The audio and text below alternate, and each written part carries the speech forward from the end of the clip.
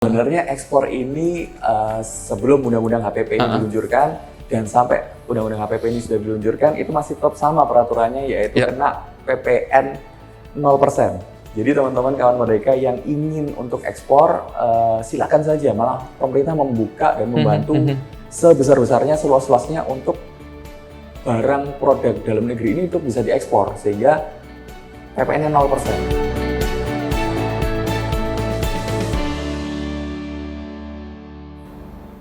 Hai kawan Merdeka, senang sekali kita berjumpa kembali di Glam Talk bersama saya Ricky Jovano yang siap untuk menemani Anda. Seperti biasa, Glam Talk akan selalu menghadirkan obrolan dengan informasi-informasi yang tentunya akan membuka wawasan kita.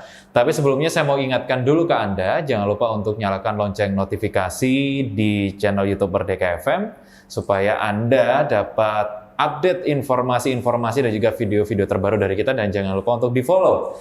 Hari ini tamu spesial di Glam Talk adalah orang yang sudah tidak asing. Saya pernah bertemu dengan beliau. Kita sekarang bersama dengan Pak Purwo Adi Nugroho. Halo. Selamat siang Pak Purwo. Siang, Pak Riki, apa Sehat kabar? ya Pak? Sehat. Kita hari ini ketemu lagi setelah beberapa bulan tidak bertemu Pak Purwo. Iya, senang sekali ya. Hari ini kita akan membahas tentang, sebenarnya ini bahasan yang pernah kita bahas ya Pak, tentang PPN yang waktu itu rencana akan disahkan menjadi 11%. Betul. Nah, kalau sekarang terkait dengan wacana PPN sah menjadi 11% itu apakah sudah dimulai atau belum sejatinya, Pak?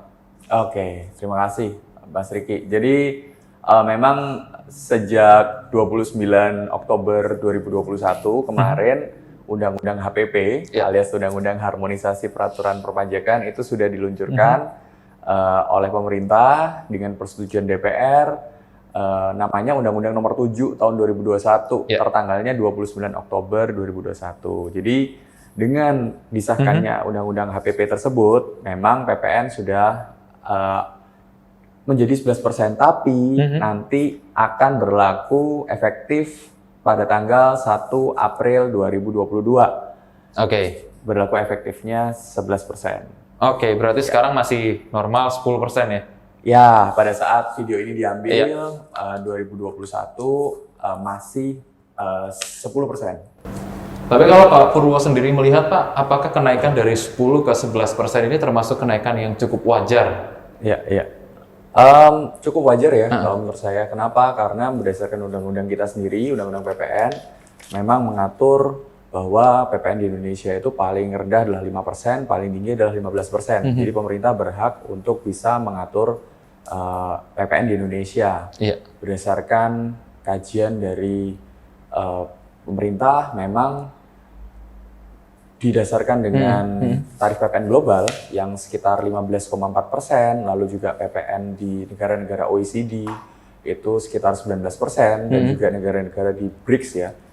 BRICS itu Brasil, Rusia, India, China, dan South Africa itu juga sekitar 17%. Jadi PPN Indonesia 11% ini masih cukup kompetitif lah dibandingkan dengan mereka. Oke, tapi mungkin ini menjadi ketakutan sendiri bagi para seller atau mungkin produsen beberapa barang-barang tertentu. I see. Kalau dari kenaikan pajak ini atau mungkin pajak secara global begitu Pak, yang terdampak, apakah ada barang-barang yang tidak dikenai pajak sifatnya gitu Pak Purwo? Oh, ada pastinya. Jadi ada beberapa barang dan jasa yang tidak dikenakan pajak. Salah satunya contoh misalnya barang kebutuhan pokok untuk rakyat banyak, itu juga tidak terkena PPN. Nanti akan saya jelaskan lebih lanjut ya tentang barang kebutuhan pokok ini. Lalu berikutnya tentang barang yang diambil langsung dari sumbernya, yang tidak mengalami proses pengolahan, tidak mengalami perubahan bentuk, itu juga tidak menjadi barang kena pajak. Lalu kalau jasa-jasa, misalnya kayak jasa angkutan di air, jasa angkutan darat, jasa angkutan penerbangan dalam negeri, jasa layanan telepon umum, jasa tenaga kerja, jasa penyediaan lahan parkir, itu juga salah satu dari beberapa jenis barang dan jasa yang tidak terkena PPN. Oke, sekarang kebutuhan pokok yang pasti akan terkena pajak PPN, Pak. Nah, kemarin kan wacana kan masih kan? Iya, jadi memang melalui berita-berita yang kita, informasi-informasi yang kita dapatkan, memang pemerintah akan berencana menaikkan barang-barang, kebutuhan pokok, tetapi memang di segmen atau di level-level tertentu. Iya. Contohnya nih, misalnya seperti yang kita kutip dari Bu Sri Mulyani kemarin menjelaskan kepada para wartawan, kalau misalnya barang-barang kebutuhan pokok untuk masyarakat level menengah ke atas, contohnya nih misalnya kayak beras, ada beras shirataki, ada beras basmati, atau kalau misalnya daging itu daging wagyu A5 gitu kan. Nah, jadi itu yang nantinya akan terkena PPN. Nah, tapi masyarakat tenang aja kalau memang kita masih mengkonsumsi beras-beras yang ada di pasaran sekarang ya, misalnya kayak beras Rojo Lele, Pandan Wangi, ataupun apa ya, kita bisa dapatkan di pasar-pasar tradisional, itu akan aman, tidak kena PPN.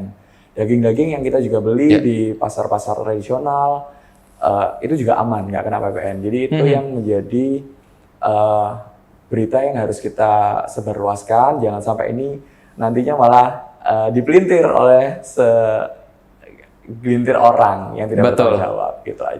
Betul. Jadi untuk Anda kawan Merdeka yang mungkin dikategorikan, mohon maaf, sebagai masyarakat berpenghasilan cukup lah, kita katakan cukup ya Pak, lebih enaknya cukup atau menengah, berarti tidak usah khawatir ya dengan berita-berita seperti ini. Takutnya orang kan, wah berarti saya harus bayar ini nih, pajak untuk kebutuhan pokok yang biasa saya konsumsi sehari-hari nih.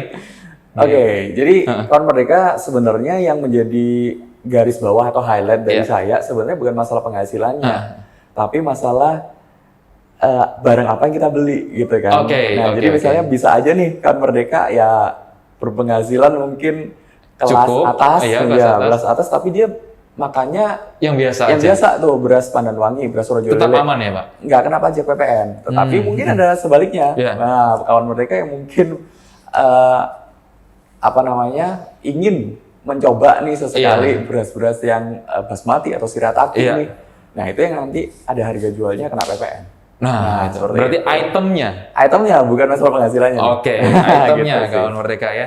Tapi Pak, kalau menarik ke belakang, sebenarnya banyak sekali mungkin dari masyarakat atau kawan Merdeka juga yang bertanya-tanya sebenarnya kenapa sih pajak PPN ini harus dilakukan perubahan gitu Pak Purwo? Nah, ini menarik ya Mas Riki ya, karena memang PPN ini dulunya adalah sama rata sama rasa. Jadi baik itu masyarakat yang mengkonsumsi barang-barang kebutuhan pokok di kelas bawah maupun masyarakat yang mengkonsumsi kebutuhan pokok di kelas menengah dan atas, itu semuanya sama bebas PPN. Nah, sekarang pemerintah ingin juga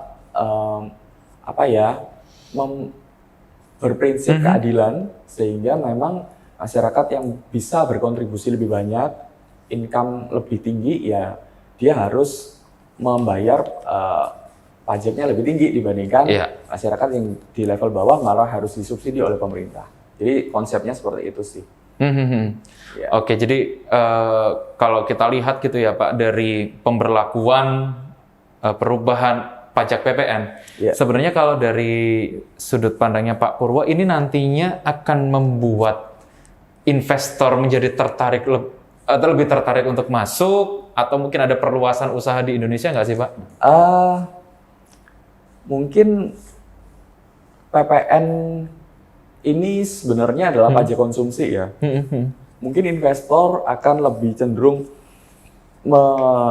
mengutamakan atau menghitung tentang PPh badan, alias pajak perusahaan yang ketika berada di Indonesia dibandingkan dengan perusahaan lain di luar Indonesia.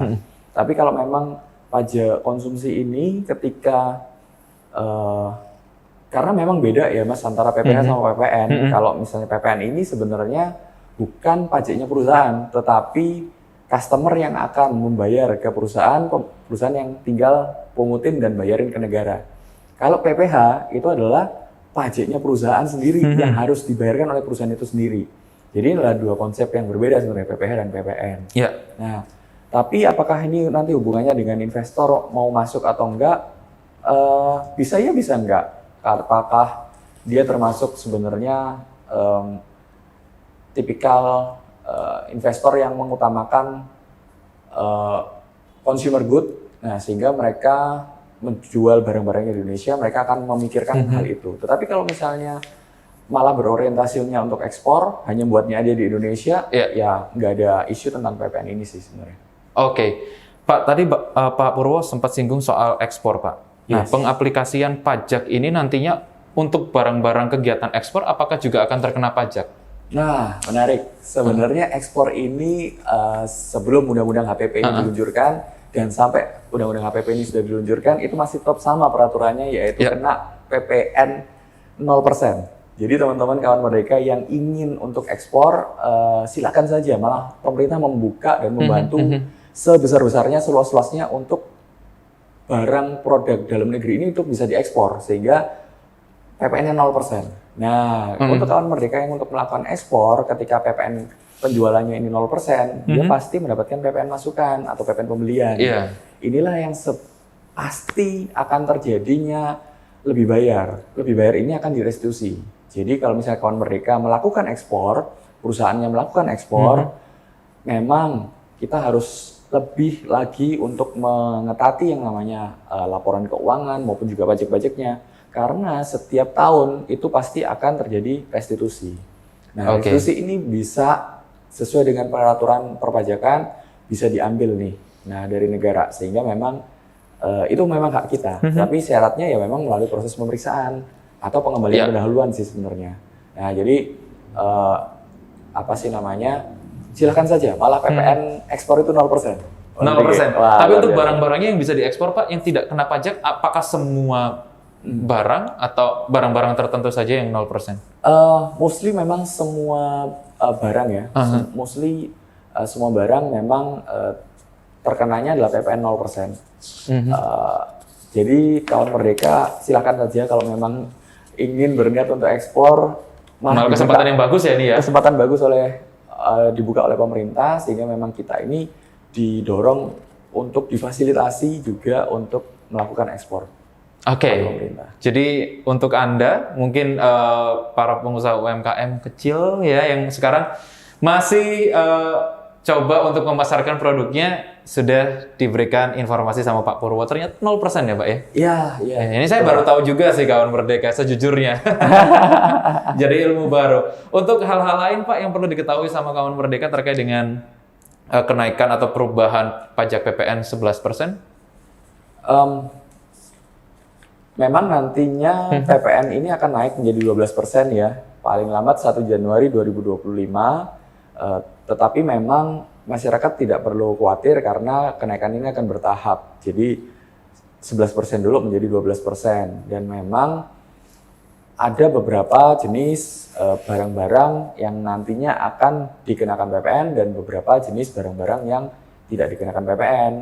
Nah, sehingga kawan Merdeka harus benar-benar membayar PPN-nya dan PPh-nya dengan benar, karena banyak nih yang lagi rame nih di marketplace gitu ya, di marketplace ternyata ditagih pajaknya gitu. Mungkin ada beberapa orang di luar sana yang mungkin masih belum tahu nih kalau misalnya di marketplace itu juga harus bayar pajak. Nah, sebenarnya sama antara pajak yang di offline sama yang di online sama aja ya mereka. Jadi memang ya harus kita membayarkan pajaknya sesuai dengan ketentuan perpajakan yang berlaku di Indonesia. Oke, baik. Dan soal pajak ini bisa Anda dapatkan informasi selengkapnya di Instagram @taxindonesia ya Pak ya? Betul. Atau di Instagramnya Pak Purwo di @purwoadinugroho. Betul sekali. Nah, kalau misalkan ini kawan Merdeka mau berkonsultasi soal pajak bisa langsung ya Pak? Boleh, silahkan dengan senang hati kawan Merdeka jika ingin berkonsultasi, berdiskusi lebih lanjut bisa DM aja kita atau komentar aja di kolom komentar di Instagram kami @tax Indonesia. Dapatkan info-info peraturan perpajakan yang terupdate terbaru setiap harinya secara gratis hanya di @tax Indonesia. Jangan lupa untuk juga download aplikasi kami di Google Play Store dan juga di Apple Store. Ketik aja @tax Indonesia. Semoga aplikasi kami ini bisa membantu banyak wajib pajak di Indonesia untuk bisa membayar dan melaporkan pajaknya lebih baik lagi di Indonesia. Oke, terima kasih banyak Pak Purwo untuk sharing-sharingnya. Nanti kita akan ketemu lagi dengan Pak Purwo gitu ya. Siap. Dengan beberapa pembahasan soal tax amnesty ya. Kita nanti akan berbicara soal itu. Jadi untuk kawan Merdeka juga terima kasih sudah menyaksikan Glam Talk hari ini. Sampai ketemu di Glam Talk selanjutnya.